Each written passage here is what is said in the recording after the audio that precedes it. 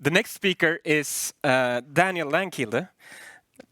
Sorry for the English pronunciation. He's the CEO and co-founder of Annotell, which provides the analytics and annotation platform used to ensure the performance of autonomous vehicle perception systems.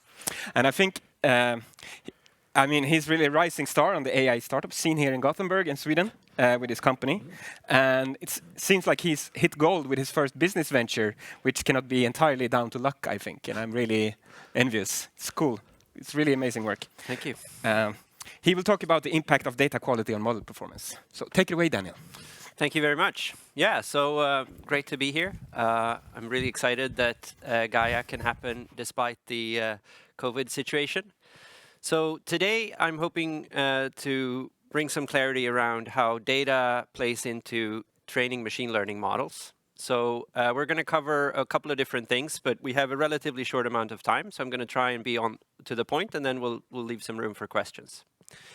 So basically, I think this is now sort of common knowledge in the sense that I think more and more people are coming to the realization that machine learning is maybe more about the data than it is about the models. And this happened over the last 5 to 10 years. I think probably, and we're all kind of aware of this too, this is a result of a number of concurrent trends where the amount of data available has grown extremely rapidly. Our power in compute has grown in parallel. Our algorithms have improved too, but many of the sort of core ideas have remained the same for quite some time. There are cool new developments with transformers and so forth, but it's really these major trends that I think are building towards what we can see in terms of production results today. So basically, what does it mean to think about sort of the importance of data? Well, it's pretty clear that we pretty much have to be, quote unquote, one with the data in order for things to work out. So developing deep learning models for computer vision basically comes down to two components today. One, build your data set. Two, squeeze your machine learning model. So if you haven't already read it, there's this great recipe by Karpathy, who is the head of AI and machine learning at Tesla now. And he basically writes it up as a set of different actions. And the number one is become one with the data.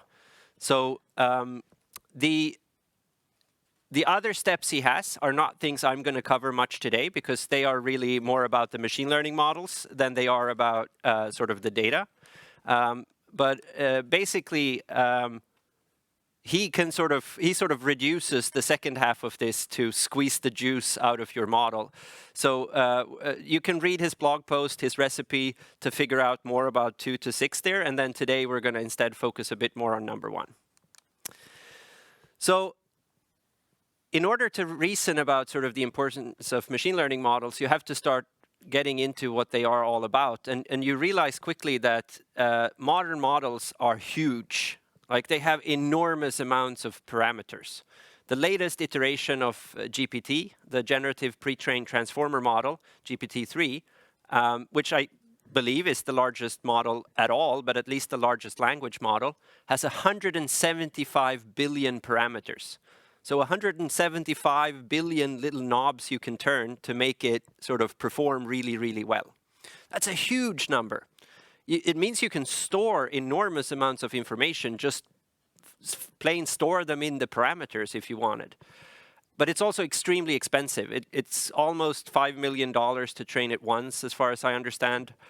So basically hitting train on your computer, and you can see sort of 5 million going out of your account. That's a pretty massive model. But there are still limitations to what a model like this can learn. And one interesting question is, how much can it learn depending on the quality of the data it's learning from? So there are some papers and some results on this that we're going to try and cover today. And the first one that is also linked here in the slide is deep learning is robust to massive label noise. So basically, the idea behind this paper is that you have the MNIST dataset. It's a pretty common knowledge data set. It's something everyone can download. It's handwritten digits. And it's obviously 0 to 9, so 10 different classes that you can pick from. These researchers then tested how robust are modern deep learning models to noise in the labels. So basically, if you flip the label of a training data example, how much can the model still learn? And depending on how much you flip. So it turns out for a problem like this one, if you add random noise, so sort of white noise, where you just randomly flip labels, you have no pattern to your flipping of labels, you can go very, very far in terms of noise, and the model will still do reasonably okay. It's actually so that if label accuracy is as low as 1% above chance, the model will still learn at a fairly high degree. So you can see the graph here in the picture, and you can go into the paper and read more into detail. But it tells you something about sort of what matters in data. So basically, one conclusion you can draw from this is that for random noise, if it's in a relatively small space of outcomes, deep learning models will sort of be robust and tolerant to that. That does not, however, mean that any sort of noise or quote-unquote labeling error is tolerable. It means that purely random noise, you can cope with it if you have a reasonably simple task. I just want to mention also here that there are a lot of other aspects of fragility in deep learning models that are not covered by this type of reasoning. For example, very, very small changes in the data input type can catastrophically alter your machine learning model's performance. So don't get me wrong when I'm saying it's robust. Like, we're talking about something extremely specific here. For example, we frequently see when we work with clients that shifting RGB distributions in input images can have catastrophic impact on model performance. So if the images get like slightly more blue or green or red, machine learning models, depending on how they're trained, will start giving very strange predictions. So another big slide, I'm hoping they distribute the slides because I'm sure it's too much text for just a talk like this. But if you then sort of cluster the content of MNIST, this is the same data we referred to in the previous slide, and you can use different clustering techniques. My point here is more to sort of give you a visual representation that is a bit lower dimensional than the actual data set, in this case 2 dimensions. Obviously an oversimplification, but TS&E is a way to sort of accomplish that. And you can start reason about the fact that if things overlap as you force them onto a lower dimension representation, that's when your model will start having problems. That's what I'm trying to get to here, is that like we just discussed the fact that random noise is sort of okay, that models are robust to that, which basically means as long as you're sort of randomly making errors along the decision boundaries, you're sort of fine. But if you start having sort of correlated contradictions where you basically have clusters of interpretations that contradict each other or sort of somehow skew the data set in one direction or another, that's when you start getting problems. That's when your models will start getting confused and be unable to give trustworthy predictions in production. So I actually discussed this with some members of my team, like why is it that a machine learning model can't learn a contradiction? And I guess it comes down to the fact that like a function can't have 2 values at the same time, purely mathematically. But we can reason about that during a philosophy hour maybe instead. But the point I'm trying to make is that like some amount of noise is usually okay, but contradictions are bad. Like they start really screwing with your model if they are systematic. But you can sort of descend through this noise as long as you have the right implementation of your model training with certain constraints. Like we could probably talk about this for hours, when it breaks and when it doesn't. This is a short 15-minute talk, but basically it comes down to the fact that like some amount of randomness is probably fine due to the nature of gradient descent. I realized, by the way, this image I have here with the contradicting signals, I don't think anyone understood the word pun I'm trying today do with should I stay or should I go and the clash there, but hopefully a few people in the audience are old enough to know it. No one on my team seemed to have caught on to it. Anyway, that's the type of thing that really screws with your model. So we are addressing this at Annotell in various ways. Like, what does this mean for our customers and those developing machine learning models? Well, if you put it like this, if I gave you 10,000 LiDAR scenes with annotations of cars, and I asked you, how good is this data set? Like, that's a hard question. Where do you even start? And if we go back to the previous slides, we can probably reason about the fact that like some amount of random noise is probably fine. A little bit of variation around sort of geometries. If you put the XY coordinate like a bit to the left sometimes and a bit to the right sometimes, and it's like white noise normally distributed, no worries. Probably your model will be fine learning that. What, however, will be bad is if you have groups of sort of subsets of your data that are interpreted differently despite having the same characteristics. That's when you start getting problems. So you need to somehow be able to characterize your data set in such a way that you can catch these problems. And also probably measure the amplitude of the sort of random noise, because if it gets too large, you'll still get problems even if there are no contradictions. So our goal is to develop software that helps people solve this. And this is something that is in a way novel in the sense that now that we are programming by example, it really comes down to trying to capture the statistics of your data set so that you can infer that onto your model. And that's new. Like in traditional programming, we have software IDEs, like integrated development environments, I think that's what it is, IDE, to help us write code. We get autocomplete and we get all these nice features. What's the equivalent of that if you're programming with data? How do you sort of get the support you need to make sure that your data set has the right statistics and the right characteristics to fit with your use case? And that's something I faced myself as a machine learning engineer in the past, and that's what we're trying to solve. We're by no means done. Like all of the people working with engineering at Annotell, you're going to be employed for a long time, hopefully. This is a tricky challenge, but it's something that we're putting a lot of attention on and putting a lot of focus on because of the importance of data for model performance. And then distinguishing what type of errors and what type of noise is okay and what type of errors and noise should we eliminate. There's a lot of research needed there. So we're looking for a lot of sort of current projects and trying to participate in research and trying to figure this out. Because if we can make clear what we want, we can also control that when we produce data. And it turns out not all data is created equal. Some data is more equal than other data, according to pigs. Another reference, I'm hoping some people know. But this is an illustration of sort of where on the road you might care about the accuracy of bounding boxes around cars. If you're driving on a highway, probably you don't really care about the XY coordinates of cars parked on a parking lot to the left of your field of view or right of your field of view, because who cares? Like, that doesn't matter. Whether or not that actually influences your machine learning model on cars that are not over there is a whole other question.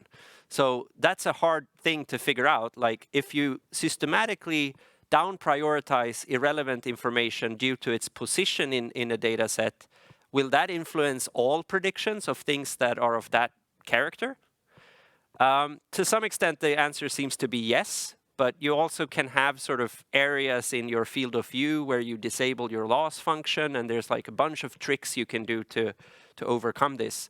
The point I'm trying to make right now is that, like, building machine learning products requires a deep domain knowledge, and that is something that also needs to be sort of transferred into the data set that you're using to train your models.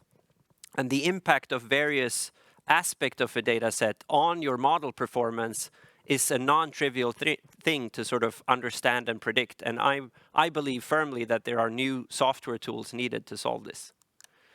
So one aspect of this is sort of just characterizing things, so sort of descriptive analytics on your data set. That's something we focused a lot on. We're now, while we produce annotations, which is sort of the core of what Annotell is doing, also making sure we create detailed statistics about the data sets so that we can communicate with our clients and say, okay, this is how the data looks, this is how confident we are about it, how does that relate to your application and use case, what are your requirements? Because it doesn't matter if we can create great data at a low cost if people don't know how to express what they want. I mean, that's a sort of starting point for anything, is you have to be able to articulate your needs with respect to your data. And that comes down to understanding how does it impact model performance, what do I care about, and it's something that we're really passionate about solving. We're not done, so if you are interested in sort of contributing to that, let me know.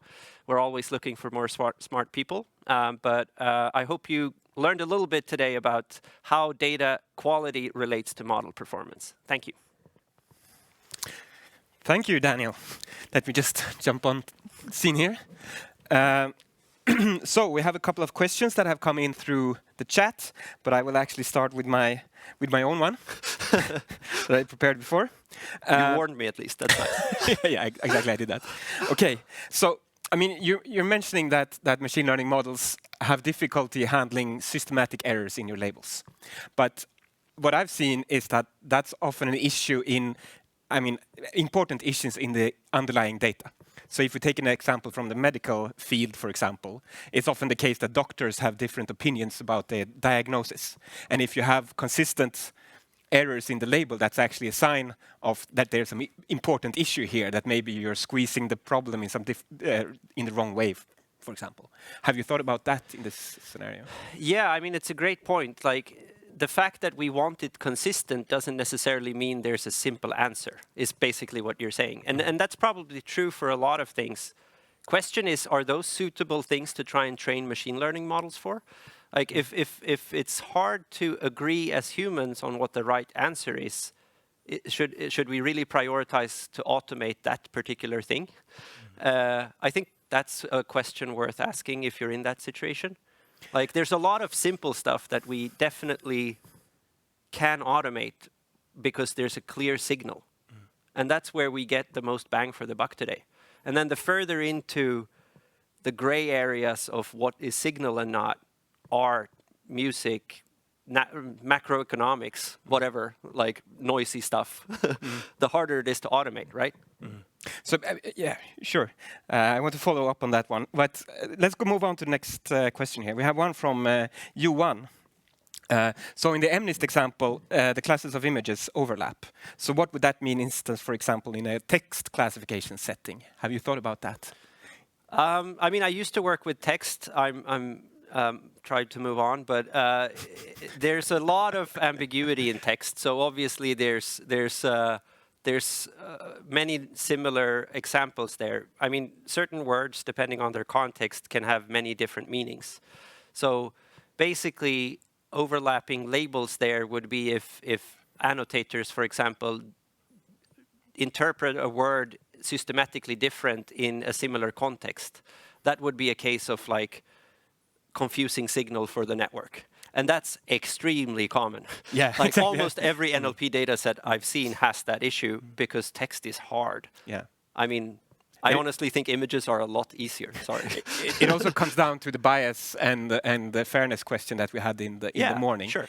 Absolutely. Yeah. I mean, we just bring so much more context into text than we do into images. Like a picture literally says more than 1,000 words. Right.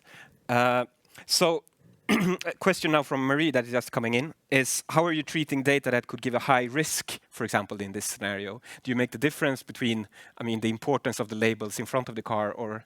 Yeah, I mean, it's not a decision we at Annotell make per se, but more something we typically do with clients, in that clearly our clients care more about certain things than they do about other things.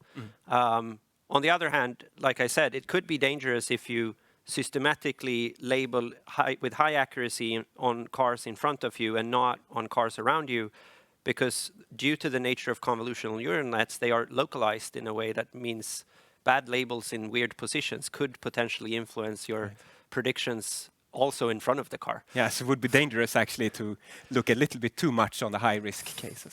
Maybe. Yeah. I don't know. I mean, the science isn't really clear here in the sense that we don't have, we have some intuition and some rules of thumbs, but like I've tried to really go through all of the literature, and it's still a lot of research that I think needs to happen here. Cool. Thank you. That's all the time we had for questions, Daniel. Thank you so much. Now Anna will come up here with the flowers. Oh, thank you. Nice to be here in person for that. Exactly. And